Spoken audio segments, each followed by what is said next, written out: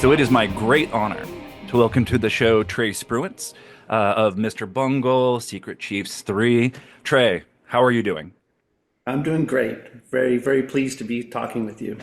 Yeah, so excited about this. I'll have talked in the beginning about how we met through the Corbin conference and everything, but it's just nice to see your face. So I start every one of these interviews the same way with the exact same question because I think it actually frames things in an interesting way. So, um, was your religious background, sort of as a kid and a teenager? Were you raised in a sort of religious environment in any way, or were you in a more secular home? What was your level of exposure there? Yeah, I had no religious upbringing at all. Both of my parents, I guess I would say my mom veers towards atheism, and my dad is kind of a agnostic atheist. He leaves the door open a little bit. But really, my formative years were spent in Eureka, California, which that was where I just encountered a lot of evangelical kind of Christian stuff there, and because of, I guess, probably because of my background and just not really fitting in very well there, I drew a lot of negative attention from a lot of people there. And I mean, this is very early before I had any commitment to anything. It's as stupid as like wearing Devo stuff to school. I got Yeah. my ass kicked, by people. So my first exposure to religion was its violence, its intolerance, and directed specifically at me. Mm. And then kind of this enormous conspiracy of a whole society there, sort of agreeing on some fundamentals that maybe aren't religious, but they're cultural. And I was definitely on the outside of all of that, big time. Yeah. So as I grew up and our music started to develop, we took a pretty oblique stance on all of that kind of stuff. And yeah, I would say it was just very negative impression of anything religious. I didn't need it. Personally, I was like totally anti-religion. I Mm. became completely nihilistic and very angry about the whole thing. Those are my humble beginnings with the religious experience. Yeah. So interesting. So it's primarily sort of evangelical and traditional. Is there a like a new age scene in Eureka at this point? There is now, well, I mean, just because anything could be new age now, Trump people can Yeah. be, everybody's new age now. But Arcata there's a university there, Mm. which is a nearby town, smaller than Eureka. Eureka is a very industrial lumber town, Mm. or was. And the school had, hippies and stuff like that. Before I had time, before our band was going to Arcata to play shows for those people, my dad was introducing me to Nietzsche. We had great teachers at our school in Eureka. It was amazing. We had a great literature teacher. We were reading Shakespeare, and he was like slipping us Jerzy Kosinski novels kind of Mm. under the table. We were very lucky. We were shepherded by some very bright people who knew what we were facing. When I say we, I'm talking about my Mr. Bungle Yeah. bandmates. Yeah. So they, So they understood like we had potential and we're not like idiots, but we're having a hard time. And they're trying to tell us, look, there's a wider world out there. Maybe this will appeal to you. Read The Painted Bird. uh so Mike Patton, Trevor Dunn, when before we dive in, when did you start playing guitar? When did you take it up? I think I was 12, uh, like late in my 12th year, I started playing guitar. Okay. I was playing trumpet before that, and I met Trevor in band because I would play euphonium and trumpet and stuff. So we were aware of each other before we formed a band. So we're gonna go off track pretty early here, but this is a weird question, and you seem like a really good person to ask it to. So the the field academically of esoteric studies, Gnostic studies, is both, it's basically a bunch of teenage metalheads grown up, right? Like somehow, some way, all of us were just nourished on, thrash, death, doom, whatever it happens to be. And so it struck me, both Patton and Dunn and yourself were in metal bands before Mr. Bungle. Then Mr. Bungle, the first demo, Raging Wrath of the Easter Bunny, like it's this hardcore thrash record, right? Do you have any, and obviously your records end up going in this very esoteric direction that is deeply infused by all this stuff.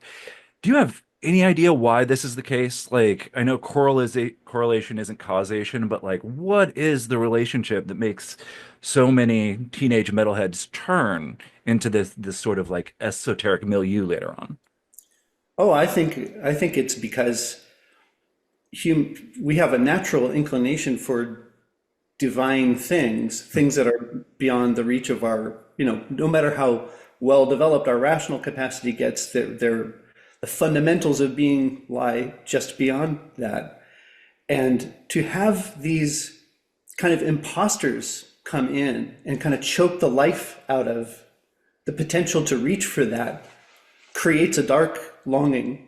It Mhm. creates a very profound dark longing. And I do think that people who are attracted, it's a misunderstanding, to say we're attracted to the dark side of things. It's actually this abuse that that we suffered at the hands of these imposters that are blocking the light. They're trying to eclipse and kind of put their own ownership stamp on the divine. So, our negative emotions from that end up informing all of our early angsty years. I think that that's just it. And some of us really have a profound need to quench that thirst. Others, some of us don't. Some of us just needed to get out of to say our piece and say, screw you to those jerks, and that's it. We can live our lives as agnostics or whatever. Some of us, continue seeking past that threshold. I think that's what explains it. Excellent. Yeah, that's really well put. That's probably the best answer I've heard to that. Thank you. Um, all right. So from Raging Wrath of the Easter Bunny, and then from there up until the second Mr. Bungle record, there is like this huge spike in experimentalism, in creativity. Like, I just kind of want to step back and ask, what happened there? Like, what were you listening to? What were you studying? Where does your interest in like hardcore music theory come from? Like, what was happening over those years that landed you in that place of disco volante? Okay, yeah, it's actually a pretty long period. It's about 10 years you're Yeah. talking about. I have one very succinct answer and then a deeper answer. The succinct answer is what happened was San Francisco happened. Mm, We all moved to San Francisco. And, where there's everything that we were looking for was available. This is just like a playground, an infinite playground of information we had been seeking and we didn't have access to. Let's put it that way. But that's also kind of not true because Trevor and I were both university students. We had access to the library. There mm, were brilliant teachers, like in high school too, but also at the university campus. And they saw us like we were hungry and we were going after stuff. So we're like tearing through Ligeti scores, tearing through Xenakis scores, learning everything about dissonance, because this is still a very angsty period, mm, but just voraciously going after all the things that you can do with tonality. We had a teacher, a professor, Moon was his name, who was a student of Messiaen, mm. an absolutely brilliant educator. Oh, we were so lucky to have him. Taught us, ear training and all this stuff. So essentially, what happened is, we were already doing this stuff while we were still living in Eureka. So that's university years would be for me 87, 88, 89, 90. Then we moved to San Francisco. Mm. And so the first record that we put out, it's our old stuff. There was really nothing new on that record. It was really our history, our Eureka history. Disco Volante is 5 years then in San Francisco, Mm. just voraciously each going down our own paths and then reconvening as Mr. Bungle. That was a huge change for sure. Yeah, it's amazing to watch that sort of progression. So we're talking about, these figures blocking the light and, the sort of progression. Um, So while Mr. Bungle has songs like Chemical Wedding, like it's not saturated with the esoteric in the same way. So where does the idea for Secret Chiefs come from? When does that get it gets hatched like 95-ish? So what was behind that? Yeah, so in that period from moving to San Francisco 1990, 91, up until 95, I'm doing my own reading. This is not about Mr. Bungle. And I'm taking in everything. Robert Anton Wilson, Hmm. reading the Hakim Bey and all of that stuff. Really interested in that kind of what do you call it, poetic terrorism. Just this thing of how to go past nihilism and embrace something bigger and more encompassing, but filled with passion and explosive energy. That kind of stuff. I was really into that. But that led kind of naturally to Corban. Yeah. That it was in the footnotes of Peter Lamborn Wilson books that I discovered Corban. So I had this very kind of psychedelic period, I guess you would say, for about 2 years, and then got very focused and grounded with Corban somewhere around 93, 94. And so, yeah, that's, in Disco Volante, there's the Desert Search for Techno Allah song, Mm. which is filled with, quotes from Hafez that I got from Hakim Bey at the time. But I'm reading Korban already, so it's getting Mhm. more, getting a little bit more serious, a little bit more grounded in the real shit. Yeah. What was it that spoke to you about Corbin at first?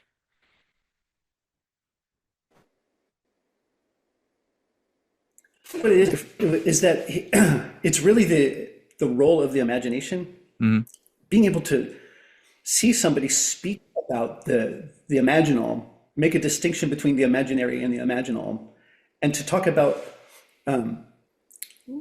real and profound and deep immersion in, I guess something beyond psychological landscapes, something but Mm. beyond the projections of the mind, something that is fundamentally real, more real than the world of ordinary consciousness. That this, it kind of, I guess it's leading away from this explosive sort of, like I'm saying, sort of psychedelic interpretation of Mm. things and taking it into this more profound and meditative sense of things that they're not necessarily at war with each other, but I really needed at the time to focus all of my energies that were going on with my imagination, because my imagination is very powerful and active, Hmm.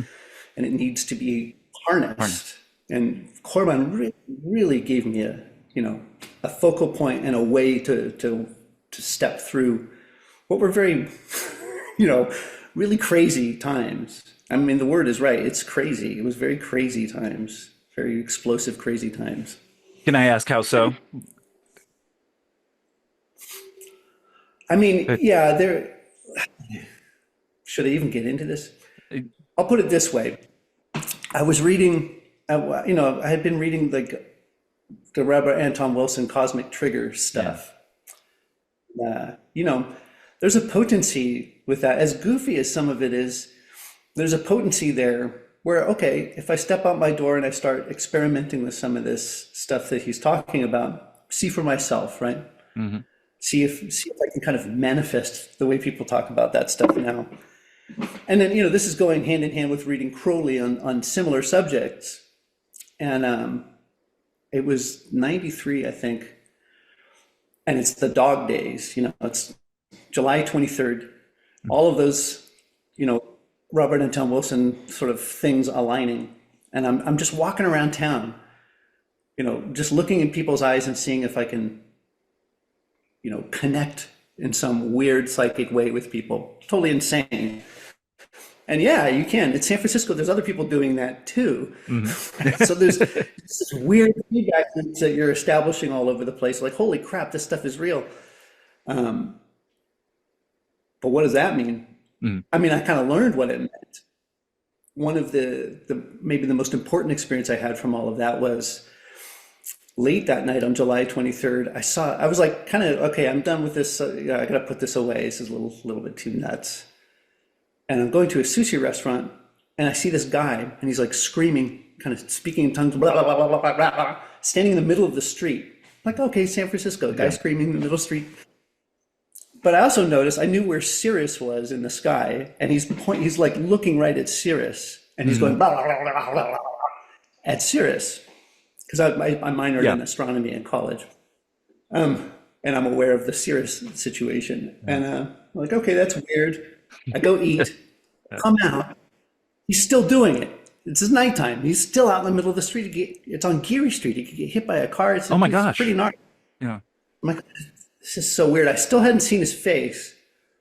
So I'm with my girlfriend at the time. I get in my car. I'm like, we just got to see this guy's face. Let's go around and circle. And as soon as, like, this is a really weird convergence. I'm in his line of sight towards Cirrus, just coming underneath it. And right when I cross that line, he gets nailed by a car. His head goes right into the windshield. Oh It's, my okay, goodness. back to reality. Let's, Yeah. we circle around because actually the hospital is like 2 blocks away. So paramedics were there, like, boom. Mm. And it gives me chills even bringing this Yeah. up again. Um, we're walking up, and actually we had been sitting there, but we hadn't gone near the guy. But the paramedics are working on him. Glass broken everywhere, and he's like laying there. Ugh. And a paramedic is talking to him, and I'm talking to a cop because I saw it, Yeah. telling him what I witnessed. But I hear the guy kind of gurgling, talking, like, "Ugh," really creepy and sad. And then I hear Crowley. This is like a joke. Yeah. He says Crowley. And I'm like, okay, I'm imagining things now. This is ridiculous. And the paramedic is like, what was that? Is that your name? Crowley? Crowley? Mm. Like, no, I wasn't No. imagining it. Too weird. That's Too way too far. weird. Yeah. Yeah. Oh, And not positive. You know no, what no, I'm saying? no. This is what I'm very sensitive to, like the dark side of expanded consciousness stuff, because I've watched tons of people, tons of people that I know go totally crazy. Yeah. And that's as far as I went. Like I turned away at that point. Well, I mean, if anybody's going to have a scared straight moment, that's like one of them, if, It that'll worked. do it.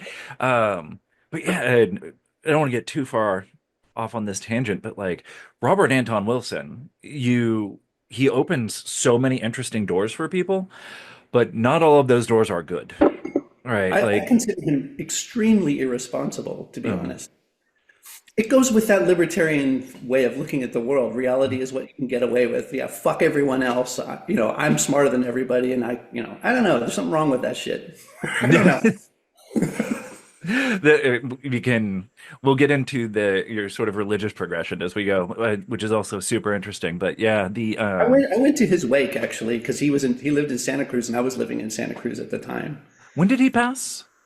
It was like 2000, I want to say four or something, somewhere Okay, around there. Maybe. interesting. Yeah. Got it. I mean, I have ambivalent feelings. I feel like I owe him something, but Mhm. yeah, I generally have like, like nobody ever wants to look at the bad stuff. They don't want to look at the bad stuff about Leary either. Leary's Mm. disaster. There's so many problems. It's like, oh man, we're just going to cover all that stuff up. All right, Mm. sexist, racist, like horrible. Yeah. Horrible. No, and I know you're fairly vocal about anti sort of theosophical society stuff, like because they have this huge eugenics and racism problem, and you Jesus, know, it's unbelievable. Yeah. yeah, yeah. So no, it's well put.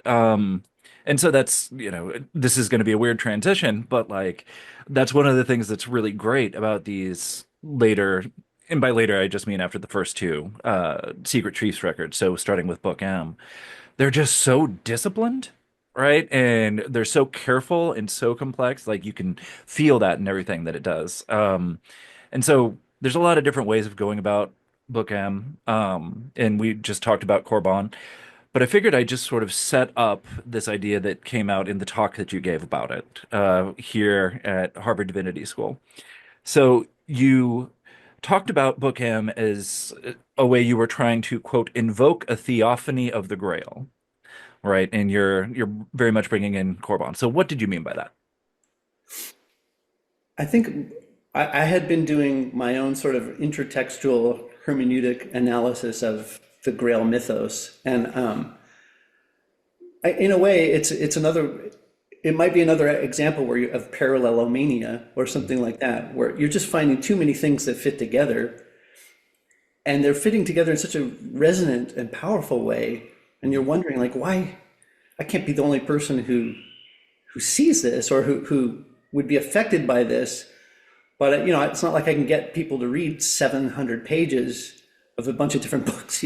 So for me, the project became about evoking that, like trying to bring the sense of awe and wonder and sort of encompassing feelings together in a musical sense, to try to provide that exhilaration or that sense that I was getting from weaving all that stuff together and kind of tightly package it for a listener, try to make it intelligible. And well, music is weird. It's not just emotional. It's not just like intellectual.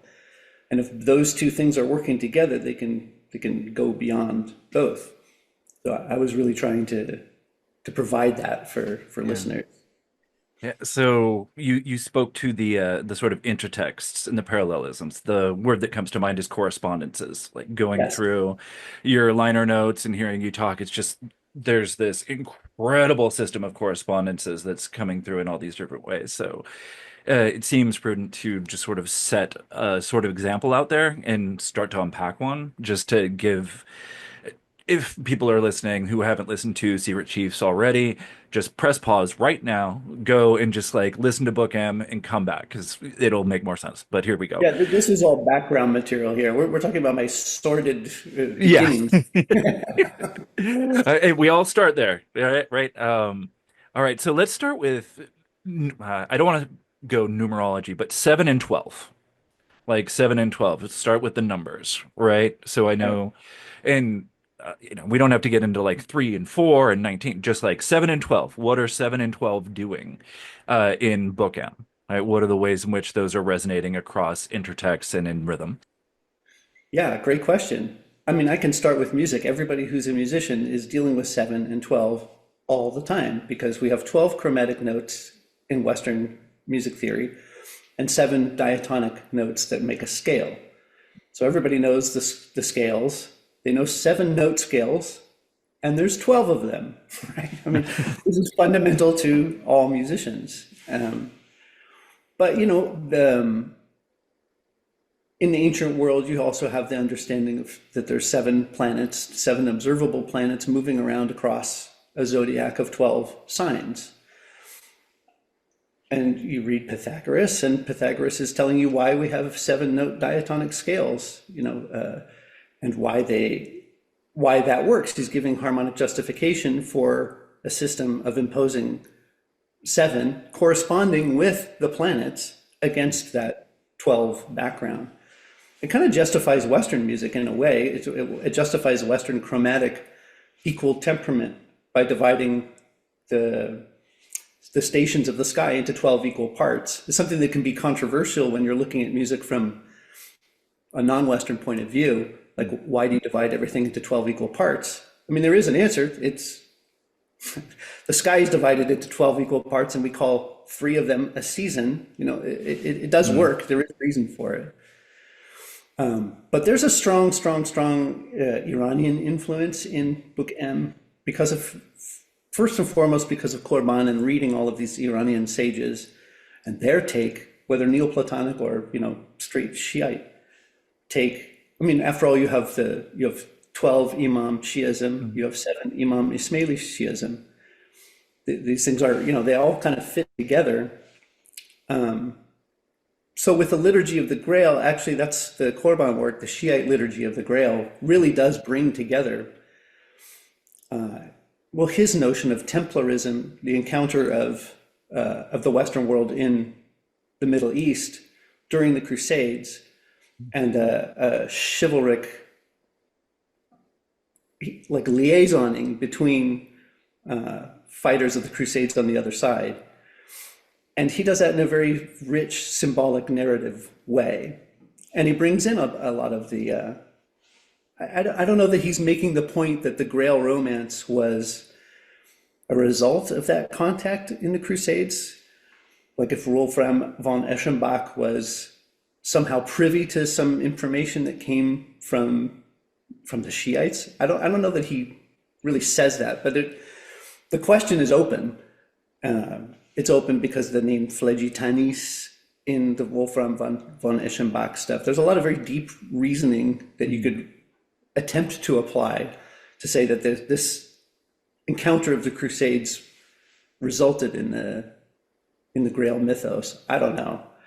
I think that Tactis plays a role, and I now, as like from an Orthodox perspective, see it very differently because you have a kingdom in Persia, a Sasanian kingdom that is kind of actively absorbing Christian emigres from the Byzantine Empire.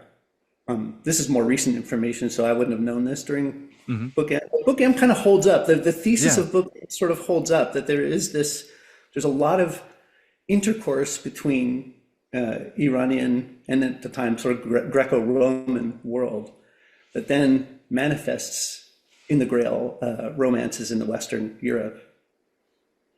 Yeah. So I mean, what I tried to do is evoke a kind of Middle Ages idea. The music is rooted very primitive in, I erased chord changes. I took all of my training as a like kind of classical musician, stripped it of chords. There's no chord changes on that record. I dabbled a little bit in non-equal temperament stuff, and I was just trying to find that middle ground where the Western Middle Ages kind of overlaps with what's going on in the Arabic and Persian world. I had married an Iranian woman at the time. This definitely played a role, like, being with her family all the time too. So yeah, I mean, I'm just sort of in this kind of Phil Dickian two worlds at the same time thing. Oh, wonderful. Okay. So, let's ask, take another step here. Barzak, right? So, harmonic and rhythmic mirroring technique, which, as I understand it, you're absorbing from Corban. So, how does that sort of feed into your musical language at this point? I mean, it's such a huge thing that Korban gave us, really, just to unpack the image and the reflection, the even give us a deeper understanding how a two-dimensional image can be a window into a four-dimensional universe, whereas the third dimension is something that we can get kind of caught up in, and all of our senses go there and sort of deprive ourselves of the contemplative part of the image making faculty. For musical instruments, I apply Barzak to how I come up with some, at least in Book M, it's really very primitive beginnings of what is called microtonality for me, or for, we call it microtonality because it's non-Western notes. It's really like, I knew a little bit about Persian Dastgah systems, a little bit about Maqam, mostly the Persian stuff. And I just began dividing intervals, like a minor third, normal Western intervals, and divide them in half. And when you divide them in half, that's a minor third in half. It's 2 3/4 tones rather than 3 half tones. And we don't have 3/4 tones on our instruments that have frets or keys. And with the subject of the tetrachord, of four strings or 4 fingers playing the first 4 notes of the scale and then starting over and doing the same pitch relationship before the octave, you have what's called, it's a key center. We call it a key center, and it's so funny because we start at the bottom of the scale. Well, why is that the key center? The center is the center. So a diatonic tetrachord is 4 notes on the bottom that lead up to the next 4 notes that repeat at the octave. If you make a barzak, that in itself is kind of a barzak, right? It's a key center. It's not a square root of 2 harmonic center. It's not the tritone, the musica diabla that splits the octave in half, the satanic interval, it's the perfect fifth, but it's still the same pattern of notes in a diatonic scale, usually. We have all kinds of variations of this scale, but this is the fundamental idea. All I did was alter some of those notes by imposing yet another barzak, by mirroring inside of those notes, and then reapplying it. Really primitive stuff all over Book M. But that's really just the instrumental part of it. I tend to shortchange myself when I'm thinking that way, because I really wanted to go deep into the barzak terrain, and I started doing compositional experiments. And the thing that resulted in a piece was turned into Hagia Sophia. And that was an experiment. I wanted to see if I could portray a barzak, the line where time, recognizable incremental time, could be seen and felt on one side of the mirror of the isthmus, and then on the other side, that time itself would disappear.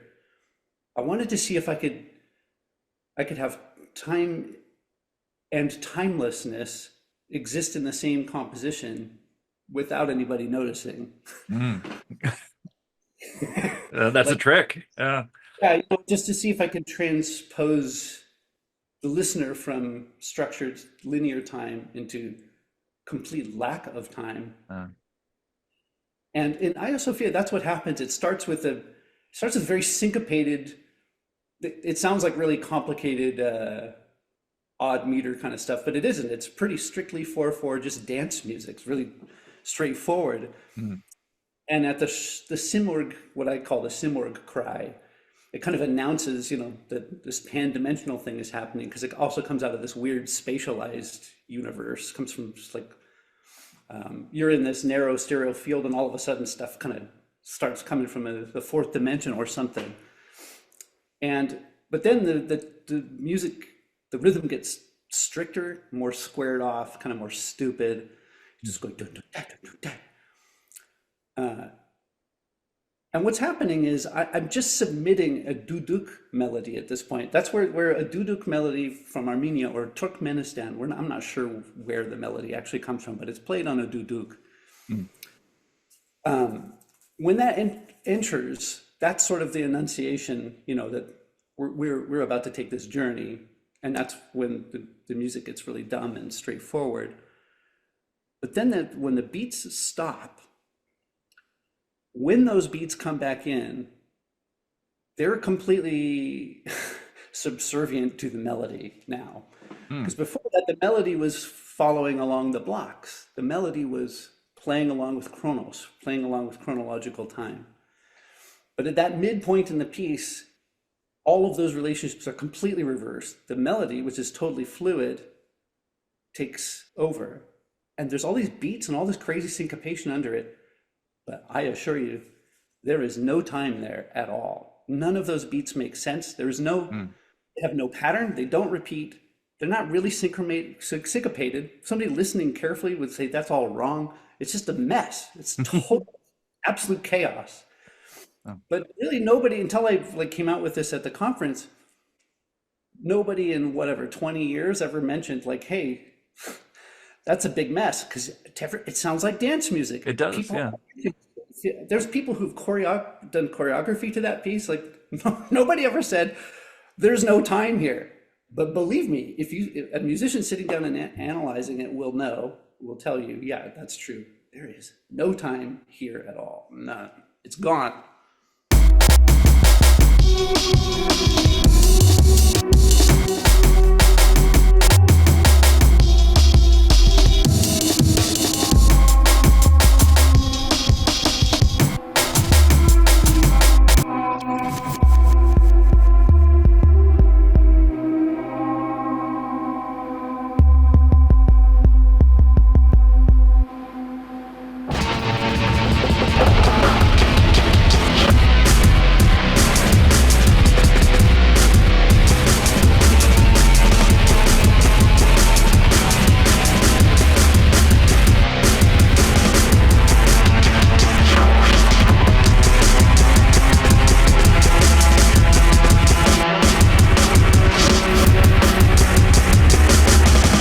That's amazing. I mean, I when you brought that up at the Corbin conference back in 2022, I've listened to Book M like I can't even count the number of times. It's way over dozens.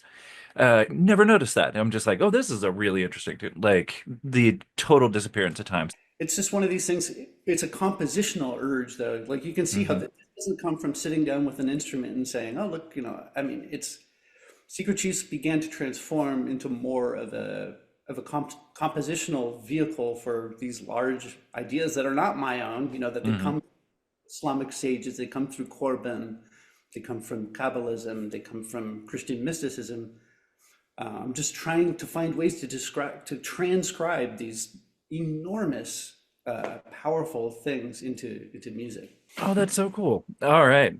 Wonderful. So I want to, don't necessarily want to put Book M to the side, but this feels when we're going back and forth like this, like a good time to bring up Secret Chiefs is becoming a band of bands, right? So instead of Secret Chiefs being a band, it's seven satellite bands, right? And so you have Holy Vem, this sort of like pulverizing death metal group. You have is it right? It's just Yeah, or yeah, or however you want to say it, your ooh. traditionalists, forms, Ishrakiyon, etc. Electromagnetic is Azoth. There we go. So Well first, I done. mean, there we go. Well, and then there's the one that's not named, and so I didn't know what to do with that. The I'm glad you left it out. Thank you. That's what we go for here. So the basically, where does that come from? Right? Where does the idea for taking these bands and putting them together under one umbrella, where does it come from? And if you want to take it in this direction already, that's cool. The cube, right? Each one of them occupies a corner of the cube. So have do with what you will with that. Well, you led yourself right to it because the cube. I mean, I don't know that Corban goes into this part of it in the Imago Templi and the configuration of the Kaaba essay of Mm, his. I think I got this from the fifth chapter of the Sefer Yetzirah, actually, mm, which is really important to a lot of Secret Chiefs stuff, chapter 5 and 6. mm, But there are six faces of the cube and a center, and a cube, almost like magic, because before, maybe between Book M and Book of Horizons, I really discovered the cube. Let's mm, put it this way, and the importance of the cube. And dimensionally speaking, the cube, it has 12 lines, right? Four horizontals, four and four. You have 12. mm, So here we have the 7 and 12 again, because the way it works in the Sefer Yetzirah is you have six faces of the cube and a center. And mm, those are associated with what are called the double letters. And then the rest of the letters, the single letters, are associated with the 12 lines that make up the cube. And then the three axes of creation, Aleph, Mem, and Shin, called the mother letters, are what give us our three dimensions. So it's all that's in the Jewish tradition. That's all wrapped up in the 22 letters. You have a mhm, letter for you have the mother letters on the outside and the middle. You have your double letters, which take up the faces, and then you have your single letters, so-called, that are on all of the vertices. One of the things I did is I started playing as hand exercises on a kinnor, which is like a lyre. mm. You have four fingers, right? This thing again. How many permutations of the tetragrammaton are there? What if you play them? What if you play them in every possible permutation? This is a great finger exercise. Doing this, kind of just playing the Sefer Yetzirah, kind of opened up the infinite possibilities to me of thinking of music this way with tetrachords Yeah, of yeah. four fingers. And this is where my idea of tessellations came from, Mm, which we can get into on a subsequent thing. But ultimately, I started really focusing on the cube. And I would be remiss if I didn't mention, I'm also familiar with like the Golden Dawn mm, tradition of the cube, specifically through Paul Foster Case. And he has a whole system that's it's different than the Sefer Yetzirah different is. But there's a very fancy way to reconcile that difference, which I won't get into. But essentially, the association of different planets with the Hmm. different faces of the cube, and the way he distributes the different cards of the tarot all around the cube. All of those things, once again, it became this kind of synergistic thing where, wow, I can really ground a bunch of stuff in this. Because here we also have the Korban and the Kaaba and all of that rich information from Haidar Amuli and all these great sages. I really started to see this as like a Harmonia Abrahamica thing, Hmm. where maybe these sort of esoteric knowledge from all of these traditions could have a musical, at least a musical edifice built upon it to try to sort of weave it all together. This is where the seven satellite bands came from. One band for each face of the cube, because Hmm. Secret Chiefs already had tons of stuff going on. We have so many, it was schizophrenic. Yeah. And I needed a way to, like, was I doing that the whole time? I think I was, actually. I had already Hmm. sort of been putting things mentally into these different categories that are in relationship with each other. And it was just perfect to put them in the cube. Excellent. Okay. Okay. And I don't know if we want to, the reason for each one of the bands being on the particular face, right? They seem to be in a certain sort of geometric relationship. Is that something that you'd want to unpack? Yeah, I mean, so that where I mentioned the Golden Dawn versus the Sefer Yeah. Yetzirah thing, and I kind of played both sides of that. I'm more faithful to the Sefer Yetzirah sense of orientation on it, but the Hmm. planetary attributions are really what give the category of music in my mind. I can make, you know, for me, Ishraki makes sense as Mars, Hmm. you know, and Ur makes sense as Mercury. These are just sort of intuitive decisions that I made about it. It's clear where Saturn belongs, the Hmm. one that we don't talk about, right? You but the moon as a reflection of that makes sense as holy vem, and it's Yeah. also as foundation on the tree of life. Like if it's yesod, which it is Hmm. in my conception of it, it's again where it's grounding. It's where all of this energy is grounding.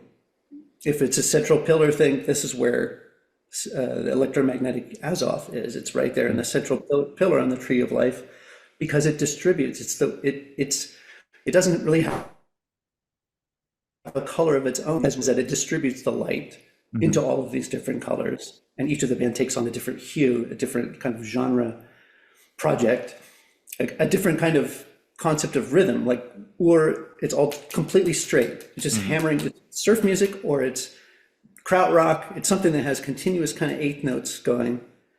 This is going to contrast greatly with Hishrakian, which uses Yeah. ratios for rhythm. It doesn't do anything blocky. It doesn't use a grid system for its tonal sensibility. Its tonal stuff also comes from ratios.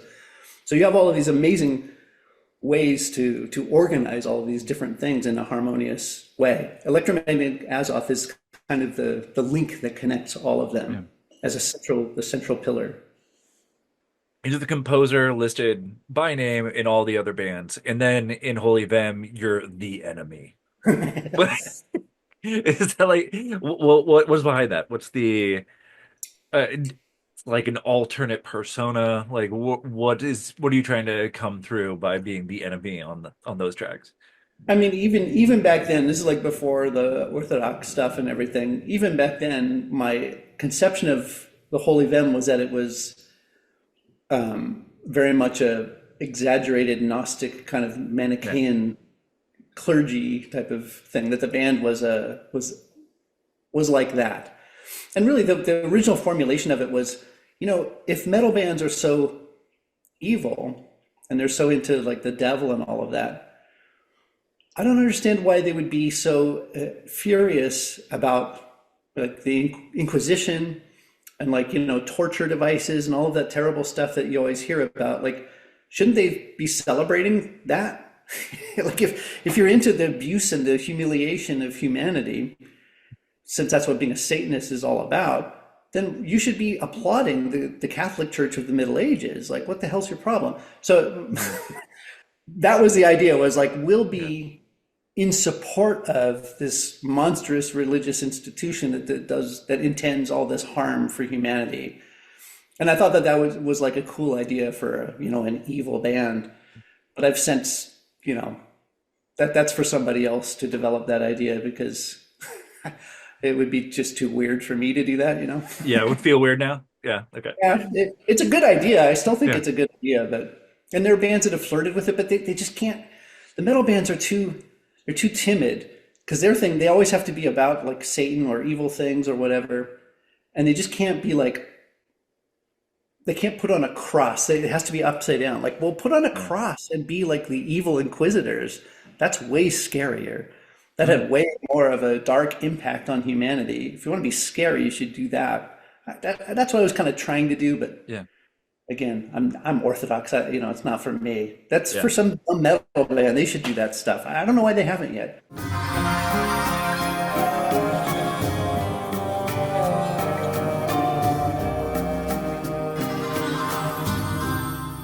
So I was going to ask this towards the end, but this feels like a good time to ask it. So these all of these records are so well constructed and so produced and so meticulous, and you have this huge arrangement, oh pardon me, of correspondences. What is the creative process like with that, right? Because it's so thoughtful, right? Do you start with the thought of what it is you're envisioning a record to be, and then start to sort of construct it and work through these correspondences? Is it a sort of intuitive, inspirational thing? Do you noodle? How do these records come together? It's funny. Yeah, it has to be kind of all of those things, because in a way, the argument could be made that I did all of this, created this mental edifice in order to organize all of these creative urges that I have. Mm, But that would be bullshit, because half the time it is coming from the inspiration that created the edifice to begin with. Like, half the time the music is coming from, my God, this, I got to find a way to make this happen through these instruments. But half the time I'm just playing on the instrument and being spontaneous like a normal musician, mm, and ideas come, and like, oh my God, where am I going to put this? And then it takes shape as an Ur song, mm, or it takes shape as one of the categories. It's just a very natural process, but it's alchemical. It takes time. All this stuff needs time to marinate. This is a place where Secret Chiefs differs from other bands a lot. mhm, Even fans will often be shocked to hear that, okay, well, that drum part was recorded in 2003, and then this part was recorded in 2015, and then he just got done mixing it now. Like, what the hell? It's not about, like, capturing a momentary feeling mm, where the band is all vibing together and like, let's make a record. It's just so fundamentally not that. Ideas take so much time sometimes, like mm, aging wine, or if you have the grapes, you pick them, you harvested them. It took 10 years to learn how to distill that correctly. Most of that stuff is garbage, but look at this stuff that came out of it. It's a distillation process that it just takes a long time to marinate. Sometimes it doesn't. Sometimes the idea is there, it's complete, and it's done. But most of the time, the distillation process mm, it's a combination of everything you mentioned. It really truly is. I feel like if it wasn't that, it wouldn't work for me. It has to encompass mm. all of my creative urges, or else it just falls apart. No, that makes perfect sense. So like, we're talking about the music, but there's also this whole imagistic component to Secret Chiefs, right? You're very careful about what ends up going into the liner notes, and working with the artist and making sure it's saturated with these sort of esoteric symbols. And so we could do like 12 shows just on this, but one of the Oh, ones, I sound like a crazy ranter, because actually yeah, trying to talk about this stuff is hard. And yeah, yeah, you're right. It would take years, maybe. I don't know. yeah. It would take So some time. I just want to pick one, because it strikes me. So in Book Horizons. The most of the images are correlated to one of the bands. And then there's this Mithraic one, right? I see this as a sort of Mithraic, but in a nice suit with the eclipse head, a man who's just hits you know, like Mithras, sort of stabbed a bull in the side and is writing it down. So, what is going on there? Like, how does that tie into the sort of musical statement that is Book Horizons? Yeah, this is a panel for the traditionalists, Okay. actually. Oh, got So it. Okay. yeah, yeah, Sorry. it's. I mean, not officially, but in my mind, it is because their traditionalist has their own panel on the inside of Yep. it. But yeah, there's something about that. It's so funny. I was just talking about this with my wife, like this idea that, like this exaggeratedly Manichaean idea of where the organic forces have to be completely obliterated in order for us to be spiritual beings, Mm, right? Like where sexuality has to go away completely and we have to be cleansed of all of that animal stuff in order to be pure light beings kind of stuff. I think I have a lifetime of objecting to this exaggeration. And I think that image, it's funny. It's been mysterious to me too. Like, why was I obsessed about putting that in there? mhm, And I think it for me, it is like when you're harnessing all of the energy as an artist, like you need all of this energy to pull like a big idea off that you're taking seriously. That relationship is problematic. Like being up on top of the animal, and you have to mm. have a knife in it. You have to be killing it to master it. Yeah, it's not really right. There's something wrong with that. And that's actually why the text, which is enciphered on the top. Can I see that real quick? Yeah. Let me make sure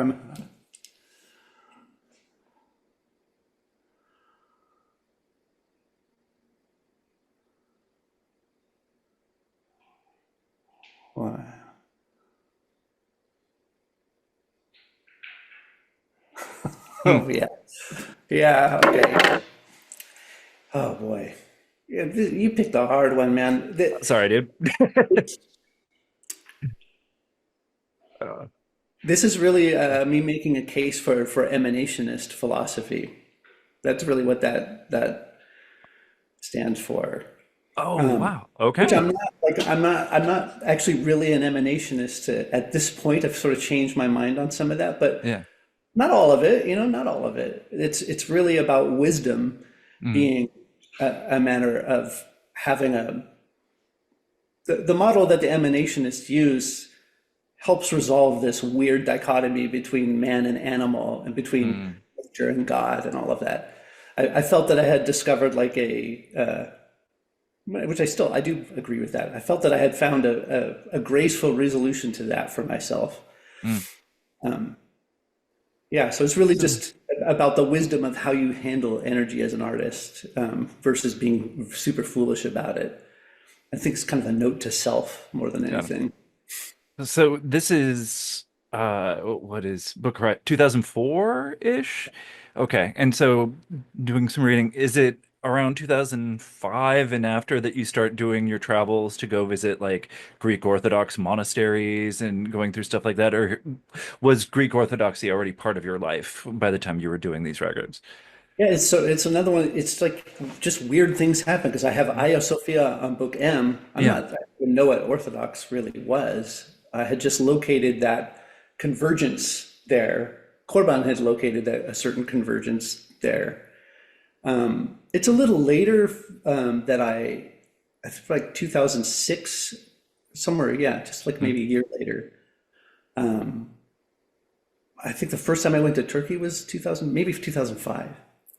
But yeah, I mean, I started seeing the monastic cave complexes that are, they're empty because mm, the Greeks were kicked out of Turkey. And I was just experiencing firsthand that kind of weird situation where, people are kind of suspicious of you. Like people are cool with you as long as you're just like a tourist. Mm, If you're just going to be like evangelicals going to visit the seven churches or whatever, that's great. Go to Ephesus, go see where Paul talked. If you're like this Western vagabond straggler going out into the hinterlands of Cappadocia and not sticking to like Goreme and where everybody goes, like, there's a lot of suspicion, like what the hell you're up to. And you have to know how to deal with people. And the person that I was with didn't know how to deal with people very well. Like mm. maybe they were a little hyper Orthodox type and it caused a lot of problems, It was like Mm. not good, not good. My first trip to Turkey it was great. I mean, I'm not saying it wasn't a good trip, it was the best trip ever. It was the first time I saw like what the depth of what a monastic cave complex really is, and why would anybody live that way? I started asking myself a lot of questions about it. Mm. So then I started asking other people a lot of questions about it. Yeah, and that's kind of what led to my deeper inquiry into orthodoxy and all of that was I wouldn't say it started there, but probably the most profound part of it did start by going out there. Yeah. So, and this is going to be a really heady question. Feel free to just toss it aside and we'll do an edit. Um, but how do you see this sort of like quest that brought you to orthodoxy and this sort of increasingly complex and deep sort of musical search, right? How are those two things intertwined for you? I know it makes no sense because like Orthodox music, right? There's no musical instruments. Mhm. You know what I'm saying? Like Yeah. I get I torture myself with that question. Actually, in the beginning, I tortured myself with it a lot. But you talk to clergy, you go talk to monks, and they're like, "What are you freaking yourself out about? Nobody is somebody telling you not to do secular music? Of course they're not. There's secular Mm. music the whole time. There has been secular music. Like, why are you're not writing church music. What's your problem?" Yeah. So I got, finally with some good guidance, I got past that urge to hyper orthodox craft, which it takes hold of everyone who joins it. New convert to any religion, believe Mhm. me, you're going to go through that stuff. I I'm happy to be just an Orthodox lay person. Mhm. Essentially, just it's really just about that. Again, with the music, I was looking to music to ground me spiritually. Music can't ground you spiritually, but I'm really glad I went through this fiery episode, so that it led me to a place where I could be grounded spiritually, and actually continue to do my work and do it with more precision and do it with more being more conscious doing it type of thing. A little bit, a little more even-handedly, I would say.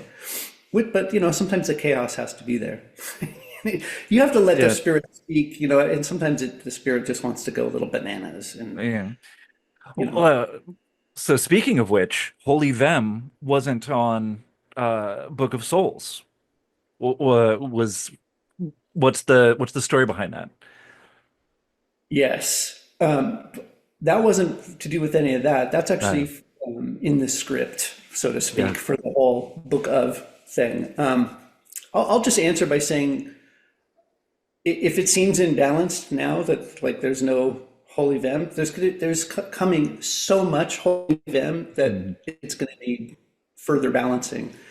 Yeah, it's like the next phase. I call it Act Three. To Mhm. me, Secret Thieves Act Two is over. Like Mhm. it ended a couple years ago, and Act Three is beginning with well, probably I don't know if it will start with Holy Vem, but there's an awful lot of Holy Vem in Act Three.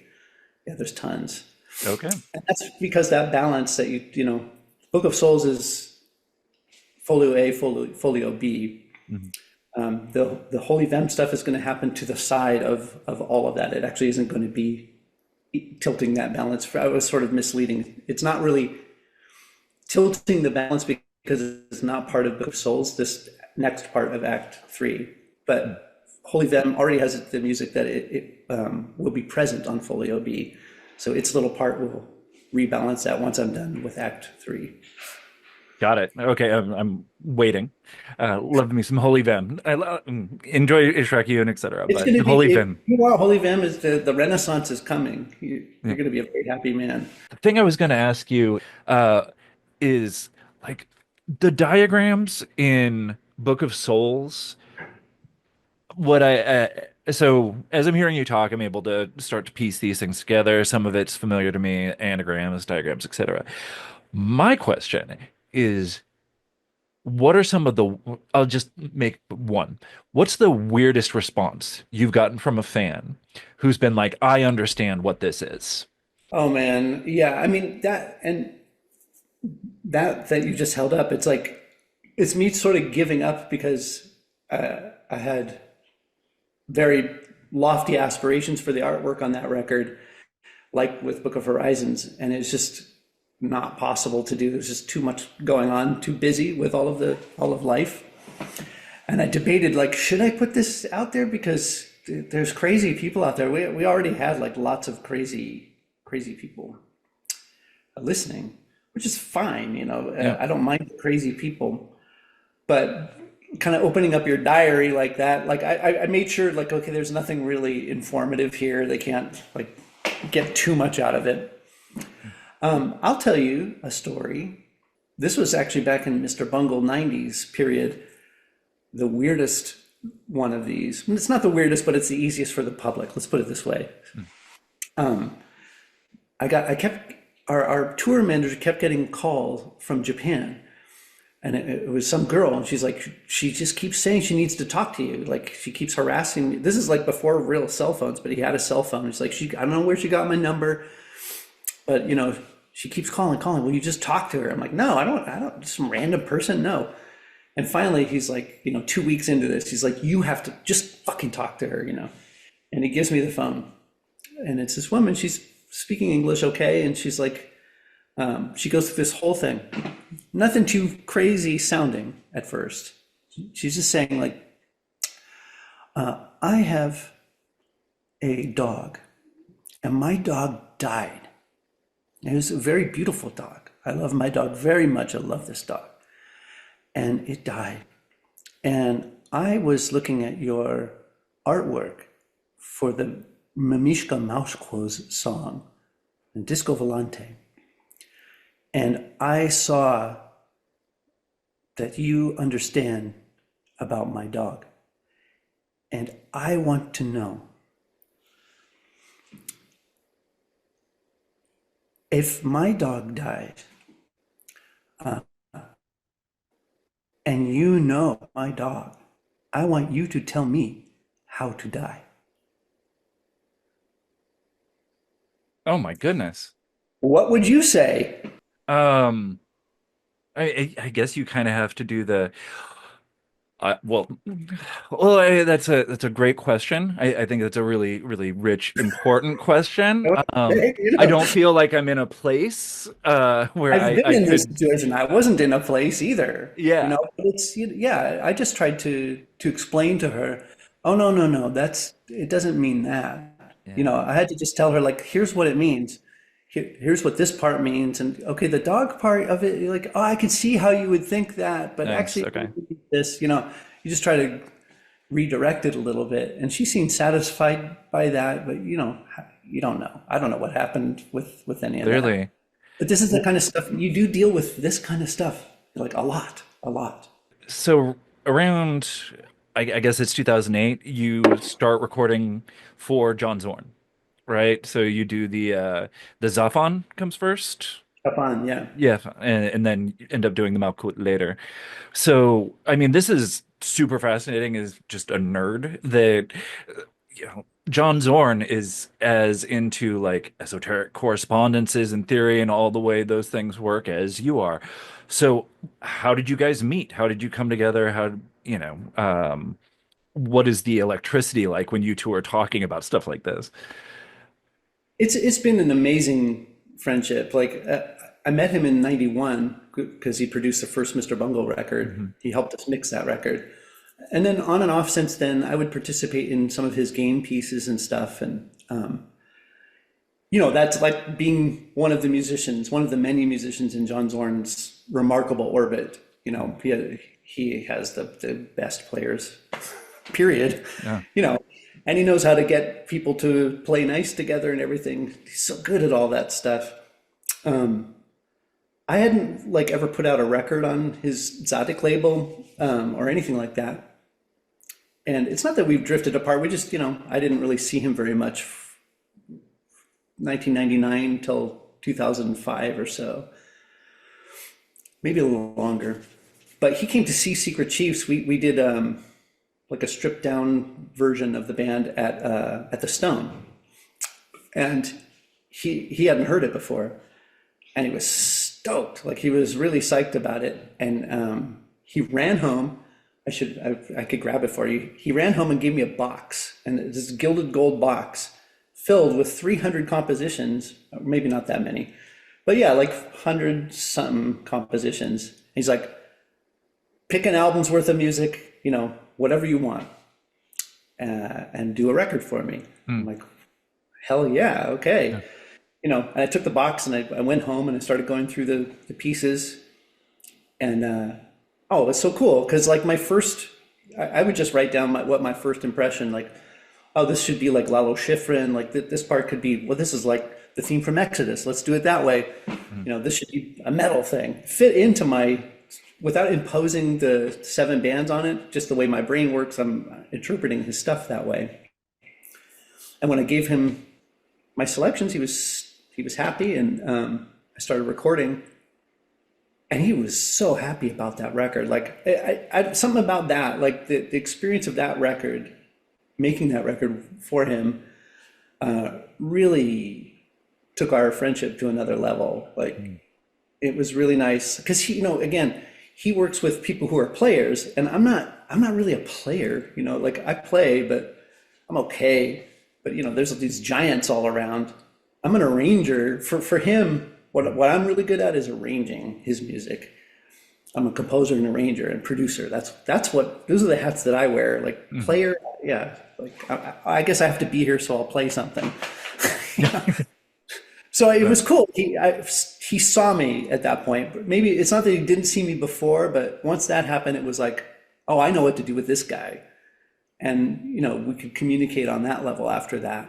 So it was amazing. And when we did Malkut, it was, it was so weird because he's like, yeah, this one, the last one, it's Book of Angels. So it's Yetzirah.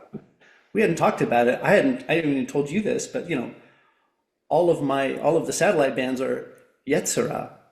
There's nothing Malkut, there's nothing in Beria, there's nothing Atzilut. It's all Yetzirah. And he's like, my next book for the Masada is Book Beria. I'm like, cool, okay.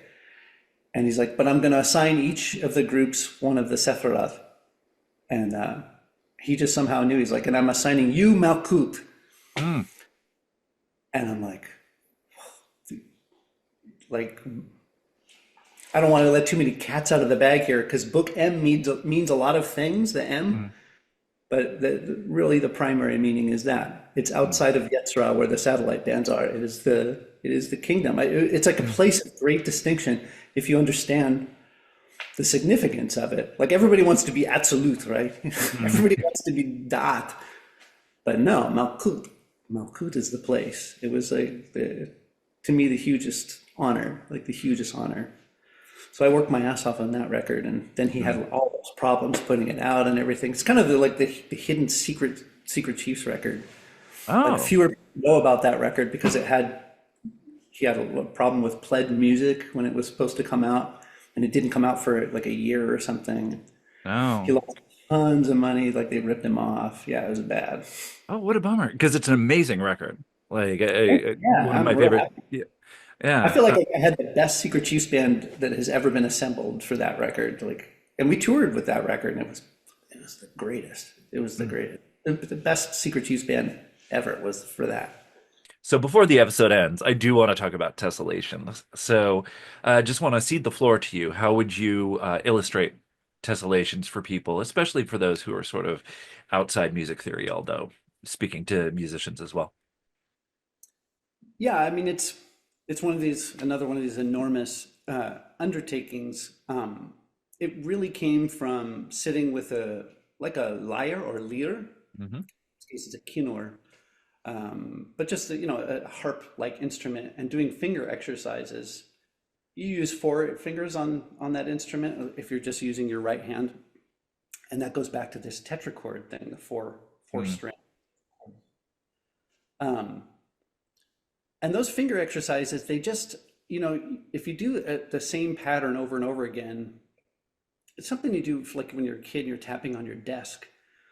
I wanted to formalize some of these exercises because after all, like, really what inspired me to pick the thing up to begin with was chapter 5 of the Sefer Yetzirah. And I'm looking at the vertices of the cube and I'm seeing the way the four-letter name, the tetragrammaton, is being distributed to the vertices, to the four up, down, the four top square, the bottom top, the bottom square. And it has these different permutations of that name. I'm like, well, that's a tetrachord, four notes. Let me practice this. Each of those are, because they're on the vertices, they're associated with the different astrological signs and all of that. So, theoretically, you could do the astrological signs in order, or you could do them in like start with the cardinal points. You could do all these. You could speak intelligibly through this instrument just with these four notes. So I started trying to get good at that, but I was lacking a rhythmic concept. So the tapping, the thing back like when you're a kid and you're just kind of nervously tapping, I started doing, like a 7-note pattern. You do a 7-note pattern, you only have four fingers, it's going to get weird really fast. And it starts to spin around. And basically what happened is like, I had to retrain myself. This took a couple of years. Like I'm really like, you get this vertigo when you start doing these patterns and then you flip them a little bit and you flip them another way. It's really hard. Mm. It's really hard. So as I'm doing it, I'm like, wow, these are riffs. And I started coming up with music. And the first, I had been kind of doing, I had touched upon this idea before, but the first real serious composition I did with the tessellation was called perichoresis. Mm. And that one, it's like one of the things about this technique that ended up being like in 7, like 7/4, and it's 3 bars of 7, which is 28 or 21, 21 beats, so to speak. Not to get too technical about all this stuff, but okay, so 21 is it arrived at that because it's a pattern that is, how can I say this? Dun, dun. I have a visual, I can send it to you. Maybe you'll put it up on the screen. I'll send it to you. Perfect. Okay. So um, if this is 1, 2, 3, and 4, the pattern is simple. It repeats the first 2 times. It goes 1, 2, like long, long, long, short, long, long, long. That's easy. 1, long, long, long, short, long, long, long, short, long. And then it gets weird on the third time through. Long, so long, long, long, short, long, long, long, short, long, short, short, long is the Mm. pattern. But now, since you went long, short, short, long, you ended, now you're going to start, you started on 1, the second time through, you're going to now start with this finger and go long, long, long, short, long, long, long, short, long, short, long, long, short, short, long. Mm. So since you have 4 fingers, this whole pattern cycles 4 times. It's the same 21 beats, but every time it's a different arrangement of the 4 notes. It's Mhm. 4 different fingers doing the same pattern, but it's totally weird and totally hard. Harder than just learning something. Like for a musician, this is really disorienting. And it's very interesting because then, you can emphasize every time I just use my first finger and my thumb, maybe that'll be the bass line. and every time it turns, it changes. Like it seems like this repetitive pattern, but it isn't. And for again, for the bass players, like I gotta just pick out those notes. It's really, really, really hard, like really the Mm, hardest thing ever. So it took years, like years to develop this. And also, just doing math isn't music. So, you're mm, developing a compositional idea. And so, that perichoresis just kind of grew and grew and grew into a lot of different permutations. And then the other beautiful thing about tessellations, like this particular one, since it's a seven divided by three, you can do a three polymeter underneath it. You can do a four polymeter underneath it if you go for two cycles. You have all these really kind of funky rhythms that come out of it. There's just all these amazing things that just come from where you emphasize an accent with your finger. So that's another thing on the lyre. You're like, oh, if I accent this note and then this one and this one in these patterns, all these crazy rhythms emerge. So it's really like it becomes extremely fascinating and spellbinding as a player to do it. But really as a composer, it's very challenging because you are also turning it into music, and then there's the pedagogy of teaching it to yeah. people, which is very steep. It's a very It, steep I would incline. imagine. And I think you mentioned before, or I might have read something about this. It relates somewhere to like Arabic tiles, right? So it has like a sort of, in the way that we've talked about the imagination in relationship to Barzakh, like it has a visual component, or at least like that correspondences in the same way. Most definitely. And the perichoresis is a good example because it does just turn four times. So that's Hmm. literally tiling tessellation, it's what rotating a quarter turn and a quarter turn and a quarter turn. So each time the pattern happens, your finger goes through the whole 21 beat cycle Hmm. and then does a quarter turn. And it actually feels like a turn for a musician and also for the listener, Yeah. because now it's this way and now it's this way. And you're close up to it, you're thinking that way, but you step back from it a little bit and you start to see these deeper relationships between these notes, like those accents I was talking about. Hmm. If you do an accent, it's sort of like a dot that gets connected by a line to another whole other part of the tessellating pattern that's emerging. Step back another layer, you see this beautiful geometric shape or arrangement, array, let's call it. That's what happens with the music too. These relationships are cognizable, Hmm. and the average listener comes in and just goes, "Oh, this is cool." Like they Yeah. don't hear, they don't hear like all this crazy intricacy, all this detailed work that the musicians went through, like the tiling music. They just walk into it and go, "Wow, this is a beautiful harmonic scene here." And that's what you're going for. As a composer, I'm not going for math. I don't want people to deal with this empty math experience. I Yeah. want them, walk into a three-dimensional temple and be able to kind of move their mind around inside of it.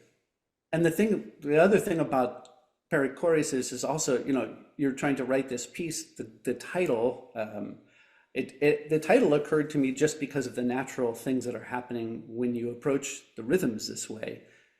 Because frankly, with this tessellating pattern, there are there are three distinct time signatures happening simultaneously, depending on how you accent.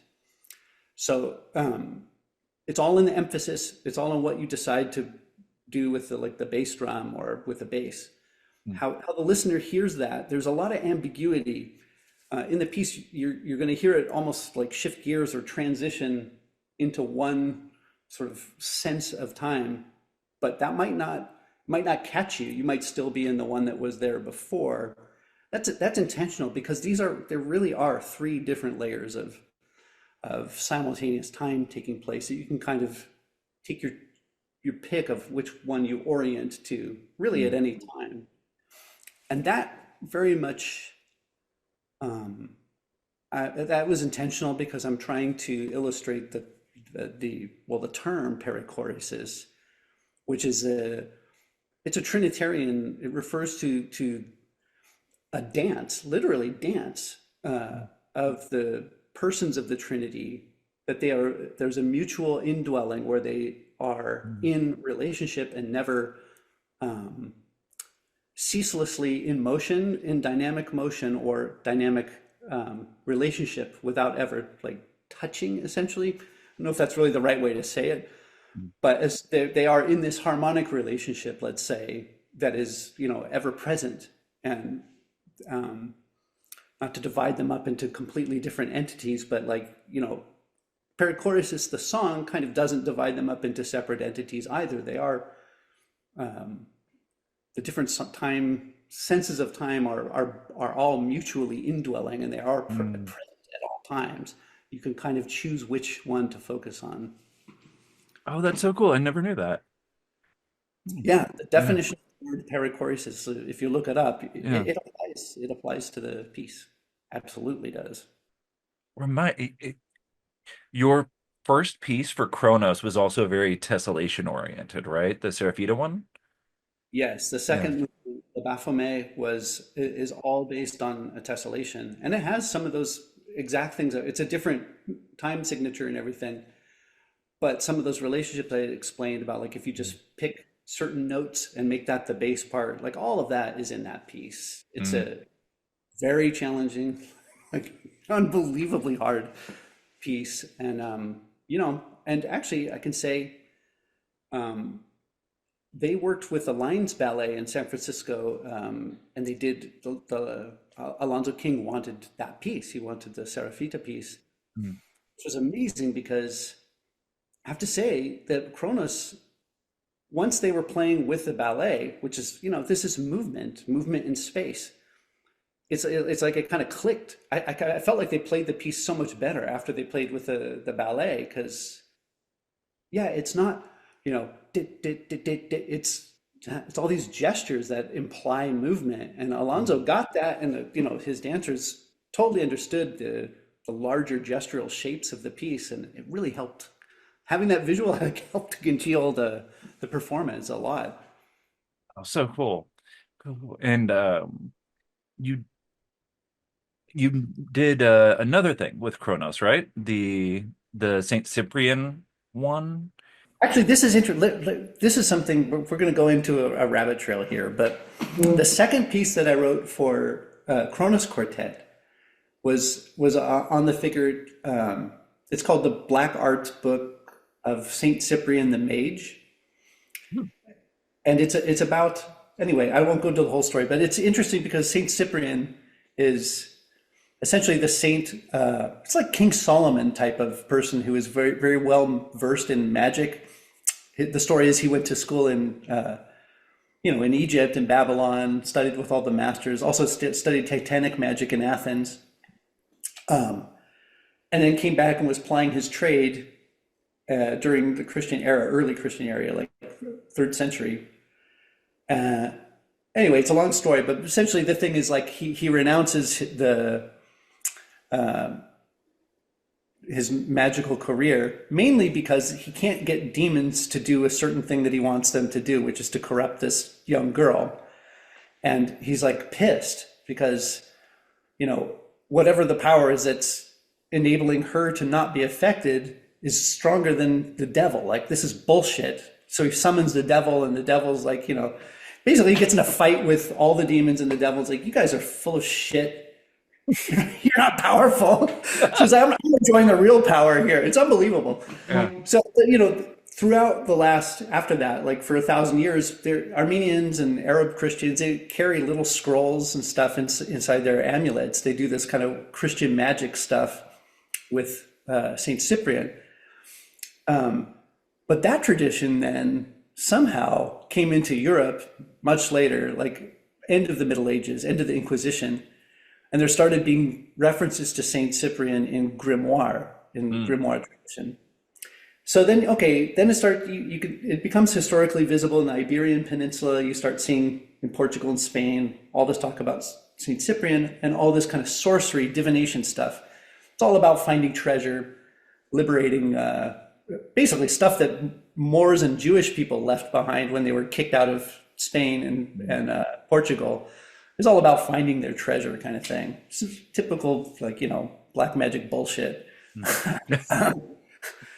But what's so weird,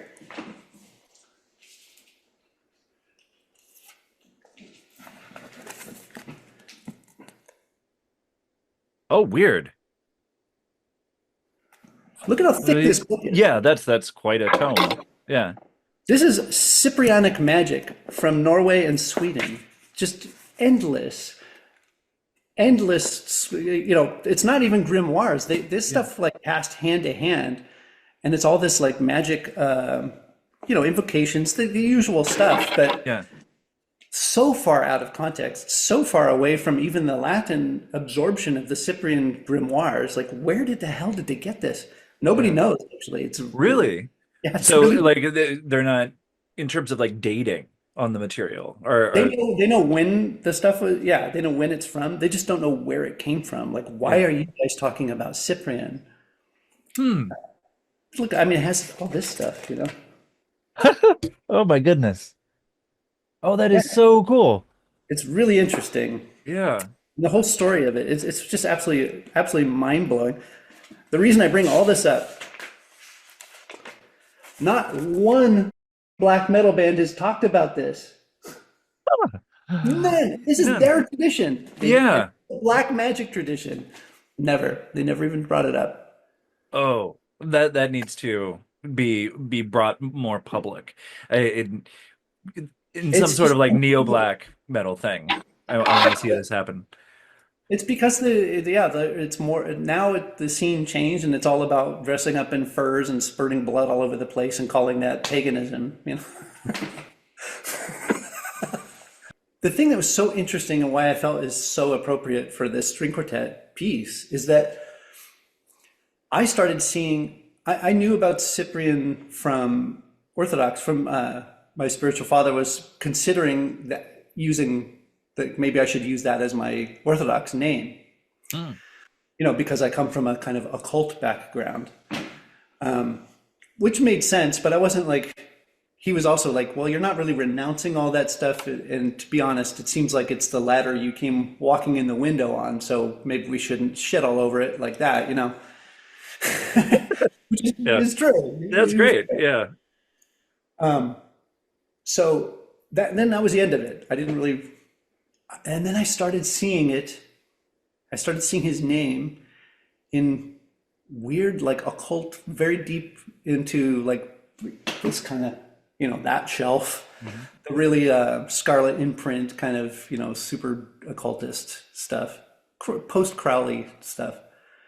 Like, why are they talking about Saint Cyprian? This is so weird. And then I realized because I'm married to a Brazilian that there's a reason. In Kimbanda, which is like a version of Macumba that's very much black magic oriented, they have two different interpretations, and this has been going on for a long time, of Saint Cyprian. They use Cyprian in their magic practice because he's considered. There's an old phrase in Portuguese, Brazilian Portuguese, about lighting a candle to God and a candle to the devil, and that's what, like, it's a phrase like, you can't light a God to God and the devil at the same time. Okay. Okay. But that's what they do in Kimbanda, essentially. They do it in a lot of Macumba also.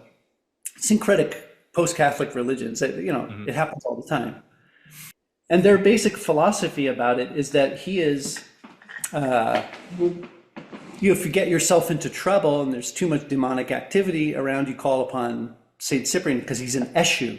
Saint Cyprian is actually an Eshu. I don't know I if, don't like, know if you, the term.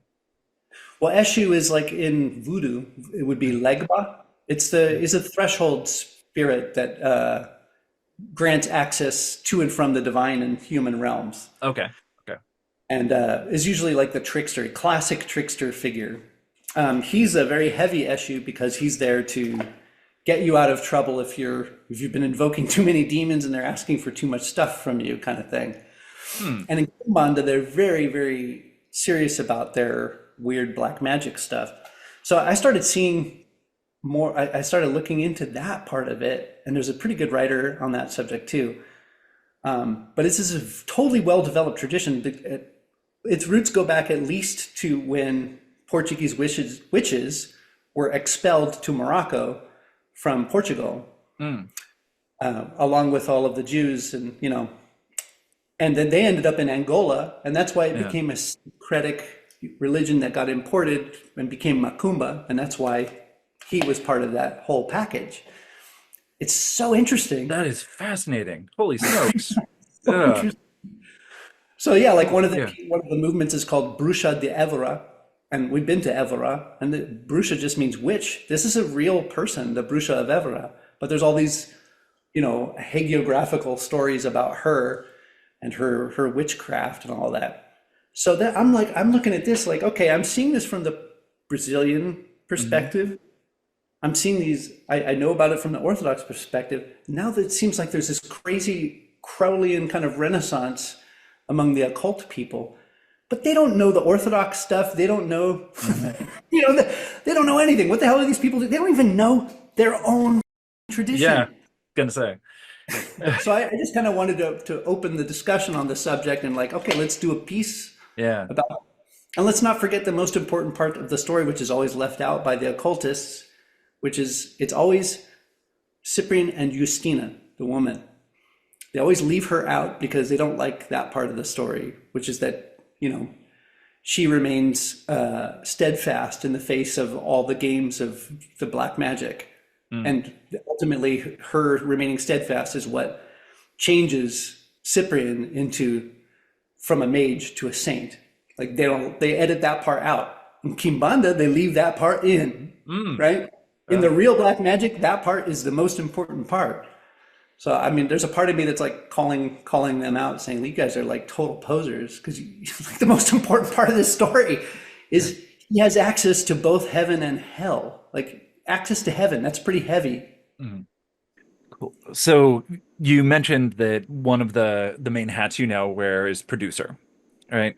So and you have this huge background in all these ideas. So I'm curious how that works as a producer with certain bands. And I so Imperial Triumphant is one of my favorite bands right now. I had no idea. It just was completely off my radar that you've produced their last two records. Like that was, it makes perfect sense. But what is it like having so many ideas like that and working with somebody like them? Like, do you get to sort of toss or sort of sneak them ideas, or are you more laid back? I'm background with that stuff because they have a kind of an impenetrably dense world going on already. There's really no need to get in there as Mm-hmm. a producer. And also, they have a very capable engineer, Colin Marston, who's a great musician, like absolutely great musician. So when they asked me to do it, it's really about providing. I felt like what their music needed was just little things that would bring out some of the ideas a little bit more, because there's a tendency for things to just get lost in a cloud. Mm-hmm. And instead of turning things up, there are techniques that you can do that are more arrangement actually than production. Like emphasize these chords with these, like a background of these instruments doing those same kind of clusters, and the listener won't even hear that there's another instrument going. They'll just hear, just little sneaky stuff. But it's all, I do very sleight of hand production stuff. And it's just meant to comb through some of the mud so that the listener actually hears the musical ideas that are happening there. Very cool. I've learned these techniques because there's so much mud.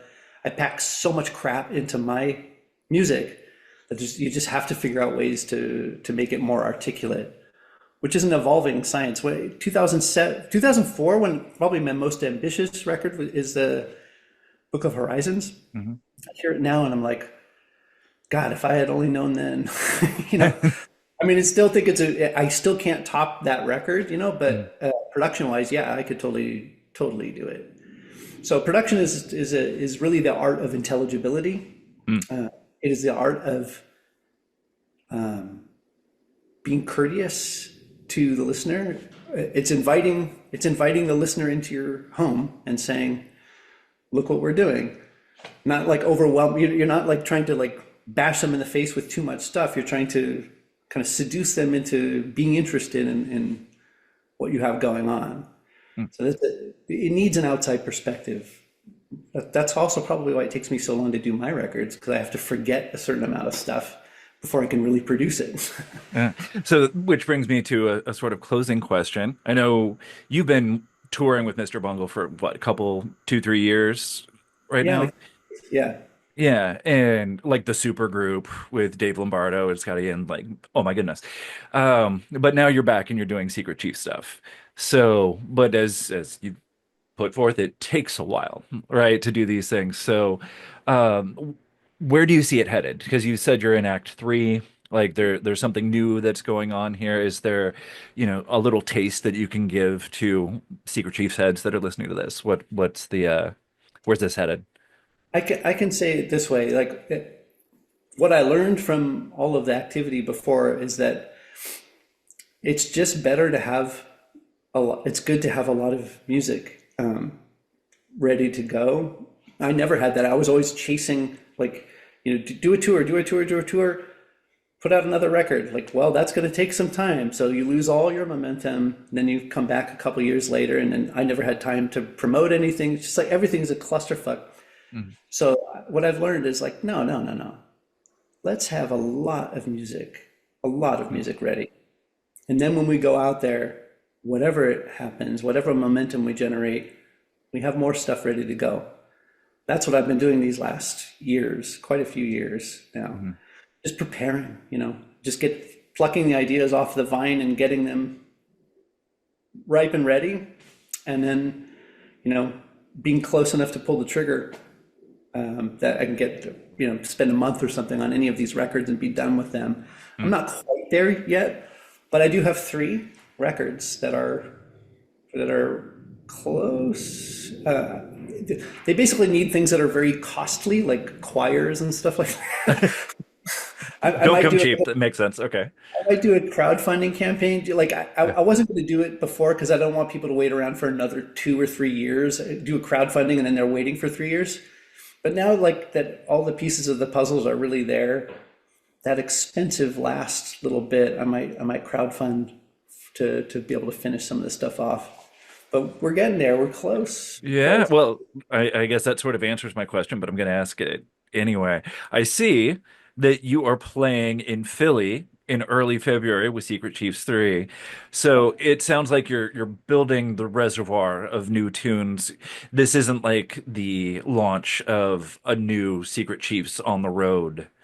Ah, And yeah, in my mind, everything with Secret Chiefs came to an end at the Big Ears Festival this last year. mm, Like that was the end of Act Two. So everything that's been happening since then, like we did stuff in New York. That's all new stuff. We didn't play any old stuff. mm, But every once in a while, good gig offers come along. And so what I'm doing is like I have a East Coast band and a West Coast band. mm. And generally the East Coast band, they're all super busy, like booked for like a year and a half in advance. So they can't do stuff. The West Coast band are like kind of raring to go and they play kind of heavy music really well. So Mm. I'm like, all right, let's just keep adding to this, even though it's not. Like the plan is to reinvent everything. I already have like the bands kind of in place Mhm. for the most part. But if good gigs come along in the meantime, hell, we'll throw a few of the new songs in the mix and Mm. we'll take this West Coast band and smash them. It's a pretty damn good band. I like the West Coast band a lot. Excellent. Yeah. And so what you're saying is all of the Secret Chiefs fans need to like have a Hunger Games for the tickets to the Philly show because it'll be a while. So, all right. Yeah, yeah, nothing. You'll know when it's time when we're launching the new Secret Chief stuff. This is not that. This is Yeah. just kind of limbo period. But we've been revving the engines a little bit, and it's been going great. Yeah. So, yeah, things are moving. So excited to hear that. All right. Well, Trey Spruance, thank you so much for your Fun. time, for all your thoughts. It's been a joy to have you on the podcast. This has been a lot of fun. We went just kind of crazy. We didn't stay on script for anything, man. Sorry about that. No, that's me. I try to steer, but sometimes it's more fun to keep going off the tracks. So Sometimes you You're just got to probably go the off the right track. guy for that. Jesus. Well, you're like this encyclopedia of cool shit. So I just kind of want to put questions out there and see where it goes. So, yeah, super fun and just such a sort of nourishing experience to hear the ways in which the stuff that a lot of us who are listening, and me myself, like study for a living, how that's enriched your work. Like that's, and it was also so, sorry, I'm off on another tangent, but like Dude. you at the Corban conference, like knowing that you're reading like Hanegraaff and Kripal and Wolfson and like just seeing the way in which that works, we think a lot as academics, like, oh, does anybody actually read this? Are we just writing for each other? So to know that it is helping infuse stuff like your music is one of the highest compliments possible, you Oh know. man, Wolfson, his book on Aleph Mim Tav, like Hmm. this book completely like I mean it's in the DNA of Secret Chiefs 3. Totally in Oh, the DNA. That's why I was intimidated when he was there. Like I think at first I didn't know he was going to be there. And out of mm, everyone there, I'm like, God, this guy, you know. But he's exactly how I would expect. Like there's no you can't walk around with all that information in your head and be like, "Hi, nice to meet you." You know, yeah. he's exactly how I thought he'd be. It was like, "Oh man, this guy's cool." Yeah, yeah. I'd say about Wolfson, like I think people are going to be reading his books in like 200, 300 years. Like, Yeah, me I think it's too. going to be part of Kabbalah going forward, not just like scholarship. Like, I think what he's doing is offering something very important to that mystical tradition. And like, he's just this super genius. Like, there's some evolutionary leap that not all of us have gotten to go through yet. Very few have. He's just one of them. Yeah, Like, absolutely. yeah. Totally. Yeah.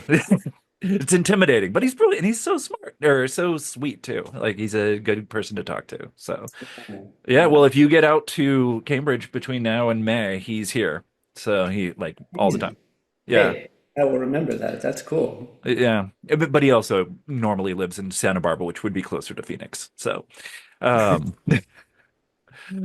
all right, Trey. Thank you again so much. Really Yeah, appreciate this your was a time. blast, man. Anytime. All right. Take care.